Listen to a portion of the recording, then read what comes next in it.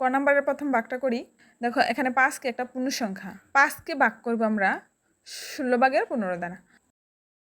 প্রথমে যে সংখ্যাটা থাকে এই সংখ্যাটাকে আমরা ভাগ করি পরের চিহ্নের পরের সংখ্যাটা দ্বারা, তাই না? আর এই 5 পূর্ণ সংখ্যাকে আমরা ভাগ করার সময় পূর্ণ সংখ্যাকেও আমরা কি ভগ্নাংশের সংখ্যায় রূপান্তর করে ভাগগুলো করব, তাহলে সহজ হয়ে যাবে। এই 5 দ্বারা পূর্ণ সংখ্যা এর হর 1 দিতে পারি, তাহলে কি এটা একটা ভগ্নাংশ আকার হয়ে গেল।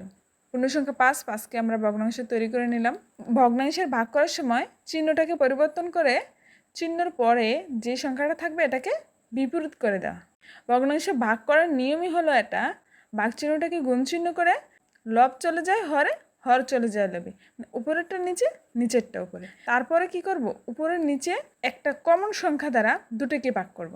এখানে 5 দ্বারা ধরো 15কেও ভাগ যায়, 5কেও ভাগ যায়, তো 5 দ্বারা আমরা ভাগ করব। ভাগ করে দেখো 5 দ্বারা যদি আমরা 15কে ভাগ করি, 5কেও ভাগ করি, 15কে ভাগ করলে 3 5 15, ফলাফল কত? 3 লিখবো, 5 লিখবো না। 5 দ্বারা 5কে ভাগ করলে 5 একে 5, ফলাফল কত? 1।